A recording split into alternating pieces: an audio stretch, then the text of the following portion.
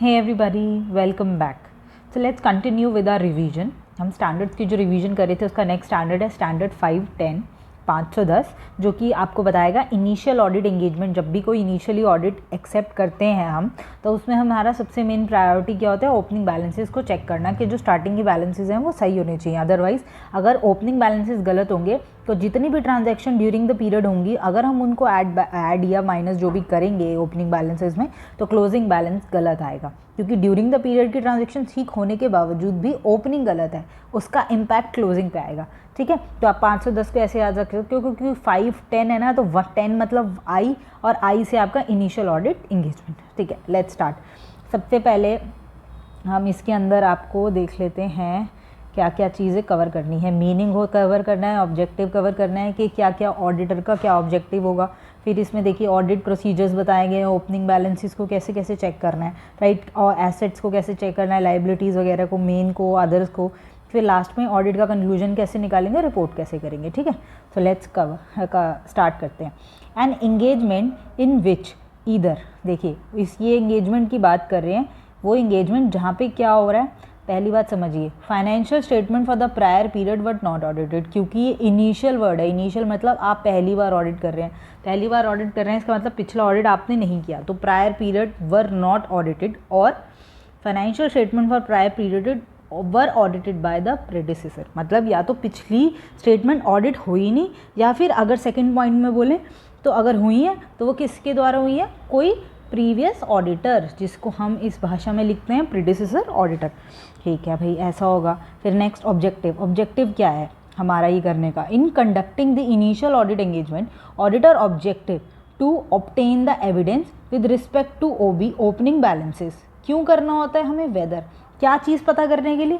सबसे पहली चीज़ ध्यान से देखिएगा, क्या ओपनिंग बैलेंसेस इसलिए चेक करने हैं। पहली बात, opening balances contain miss statement that materially affect the current period financial statement. मैंने आपको बोला ना, ओपनिंग गलतियाँ होंगी तो वो क्लोजिंग पे इम्पैक्ट डालेगा। फिर second point, appropriate accounting policies reflected in opening balances. Opening balances का जो अमाउंट है वो कैलकुलेट किस बेसिस पे होना चाहिए, प्रॉपर अकाउंटिंग पॉलिसीज़ को फॉलो करके। ठीक है, और वो कंसिस्टेंटली अप्लाई होनी चाहिए करंट पीरियड की फाइनेंशियल स्टेटमेंट में। मतलब हम अगर बात करें तो लास्ट टाइम भी सेम पॉलिसी होनी चाहिए और इस बार भी सेम पॉलिसी होनी चाहिए। Third point, changes thereto, क्या क्या बदलाव हुआ है वो भी आपको कवर करके चलना है। प्रॉपरली अकाउंटेड, मतलब जितने भी चेंजेस आए वो आपको कवर करने हैं, प्रेजेंट करने हैं और डिस्क्लोज करने हैं एज पर एफआरएफ। अब ये ऑडिटर को बताया गया है कि ऑडिटर को मैनेजमेंट के काम करने हैं कि मैं देखना है कि ओपनिंग बैलेंसेस गलत तो नहीं है। दूसरी बात देखना है ओपनिंग बैलेंसेस के ऊपर सही पॉलिसीज़ लगी होनी चाहिए, कंसिस्टेंटली अप्लाइड होनी चाहिए। और थर्ड बोला है कि चेंजेस जो भी हों वो मैनेजमेंट ने प्रॉपरली अकाउंट करे हों, प्रेजेंट करे हों, डिस्क्लोज करे हों एज पर FRF, right. Let's move on to the second important point, that is the audit procedure regarding the audit opening balance। अगर opening balance ऑडिटर चेक करेगा तो उसके क्या क्या प्रोसीजर्स वो फॉलो करेगा, ये है ऑडिटर का मेन काम। पहला, रीड रीसेंट फाइनेंशियल स्टेटमेंट, अभी जस्ट लेटेस्ट जो भी फाइनेंशियल स्टेटमेंट बनी होगी उसको रीड आउट करेगा। Predecessor auditor report thereon, देखो रीसेंट फाइनेंशियल स्टेटमेंट का मतलब ये नहीं है जो इस साल बनी है और ऑडिट होनी है, रीसेंट का मतलब है जो ऑडिट हो चुकी है। तो जो भी ऑडिट हो चुकी है फाइनेंशियल स्टेटमेंट और उसके ऊपर ऑडिटर की क्या रिपोर्ट रही, दोनों को रीड करेगा कि पिछली बार के ऑडिटर का क्या कहना था, क्या एडवर्स रिमार्क थे, डिस्क्लेमर था, क्वालिफाइड थी, अनमॉडिफाइड थी, क्या था। तो and shall obtain SNA sufficient appropriate audit evidence with respect to opening balances, वो उसको भी ऑब्टेन करेगा।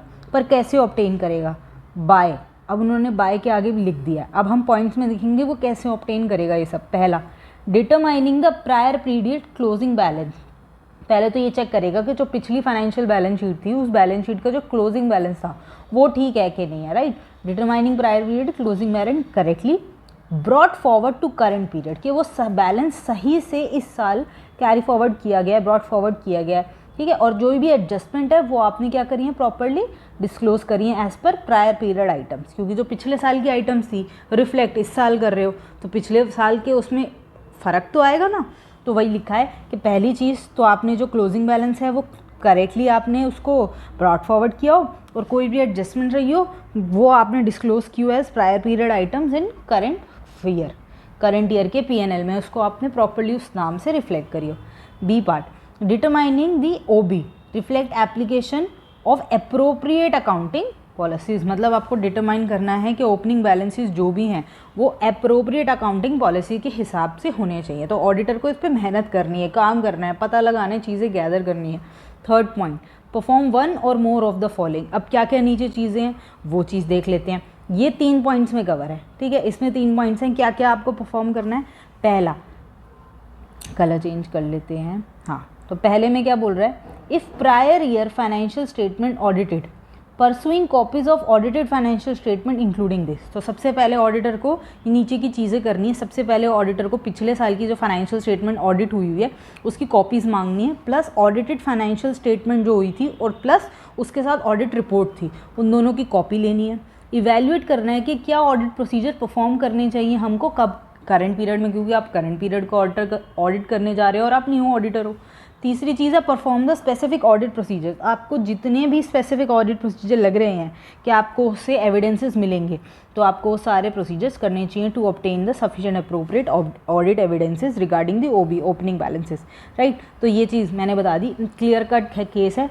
आपको ऊपर से ध्यान रखना है ऑडिटर को क्या करना है, आपको पिछली साल की फाइनेंशियल स्टेटमेंट और रिपोर्ट पढ़नी है, एविडेंस इकट्ठे करने हैं। कैसे करोगे, ABC, ए करेक्टली ब्रॉट फॉरवर्ड किया है कि नहीं, कोई एडजस्टमेंट वगैरह है, देखो ब्रॉट फॉरवर्ड करेक्टली किया है कि नहीं, कोई एडजस्टमेंट है तो वो डिस्क्लोज़ करिए कि नहीं, अप्रोप्रिएट अकाउंटिंग पॉलिसी कर रखी है कि नहीं, और अगर इनमें से कोई रिक्वायरमेंट हो तो वो उनसे कॉपीज़ कलेक्ट करोगे, प्रोसीजर लगाओगे करंट पीरियड में और ऑब्टेन करोगे एविडेंसेस जो भी आपको स्पेसिफिक प्रोसीजर लग रहा है, ठीक है। फिर नेक्स्ट आ गया इफ़ ऑडिटर, देखो sorry, if auditor obtains the audit evidence, अगर ऑडिटर ऑब्टेन करता है audit evidence that opening balances contain misstate, मतलब उसे गलतियाँ मिल जाती हैं, जो उसे गलती है वो उसको मिल जाती है, which exist in current period, इस साल की फाइनेंशियल स्टेटमेंट में उसको गलती लग रही है और वो गलती उसको मिल भी जाती है, एविडेंस उसे ऑब्टेन हो जाते हैं।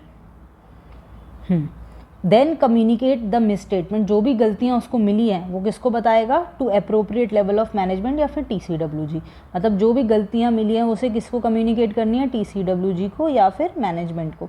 तो इन दोनों को जाके उसको कम्युनिकेट करनी है। फिर अब ये जो चीज़ें जो तो हम बात कर रहे हैं वो किसके रिगार्ड में हम बात कर सकते हैं वो देखते हैं। पहला हम बात कर रहे हैं for current assets and liabilities. तो चलो करंट एसेट्स एंड लाइबिलिटीज़ के बारे में देख लेते हैं। Audit evidence can be obtain as a part of audit procedure during current period. आपका जो करंट पीरियड है उसमें जो भी आपने प्रोसीजर लगाए हैं उसमें इस साल की जितनी भी करंट एसेट्स है लाइबिलिटीज़ हैं वो आपको देखनी है। फिर दूसरा पार्ट क्या बोल रहे हैं, other assets and liabilities. Other में क्या क्या आ गई, देखो करंट एसेट्स तो वही होगी, स्टॉक, कैश, बैंक, ये वो सब।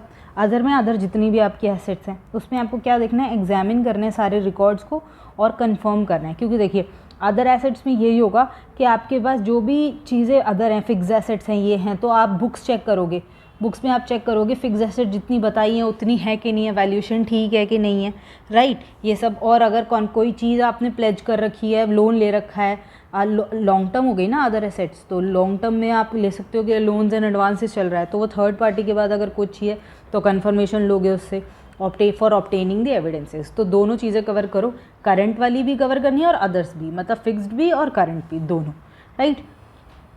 ये है लास्ट पार्ट उसका। लास्ट पार्ट में देखो क्या क्या चीज़ें बोली हैं।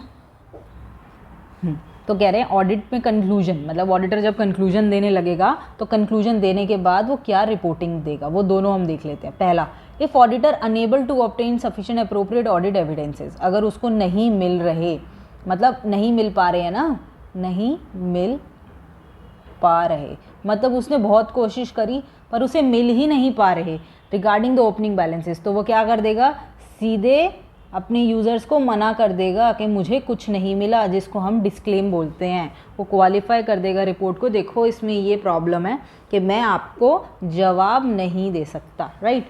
और कंक्लूड कैसे करेगा, ओबी कंटेन्स द मिसस्टेटमेंट। अगर सपोज करो यहाँ तो उसको मिले नहीं, पर अगर उसको सपोज करो मिल गए, अगर उसमें मिसस्टेटमेंट है तो कैसे लिखेगा, वो कहेगा OB contains misstatement materially affect financial statement, कि वो मटीरियली क्या कर रही है, फाइनेंशियल स्टेटमेंट का असर डाल रही है और पॉलिसीज़ नॉट कंसिस्टेंटली अप्लाई, कुछ भी हो सकता है। मिसस्टेटमेंट मटीरियली इफेक्ट कर रही है, पॉलिसीज़ उसके जिस हिसाब से होनी चाहिए उस हिसाब से नहीं है, चेंजेस जो हैं प्रॉपरली अकाउंट फॉर नहीं करे, तीसरा रीज़न, है ना, और प्रेजेंट नहीं करे, डिस्क्लोज नहीं करे, तो आप ये बहुत सारे रीजन हो गए ना, मिसस्टेटमेंट पाई गई, उसका परसुएसिव इम्पैक्ट है, कंसिस्टेंटली अप्लाई नहीं करी, प्रॉपरली अकाउंट फॉर नहीं करी, प्रेजेंट नहीं करी, डिस्क्लोज नहीं करी, तो उसमें तो आपको एक गड़बड़, जिसमें हम बोल सकते हैं हाँ भाई गड़बड़ है, और इस बात को हम श्योर कर रहे हैं कि गड़बड़ है, तो उसको हम इन्वर्स इफेक्ट बोलते हैं।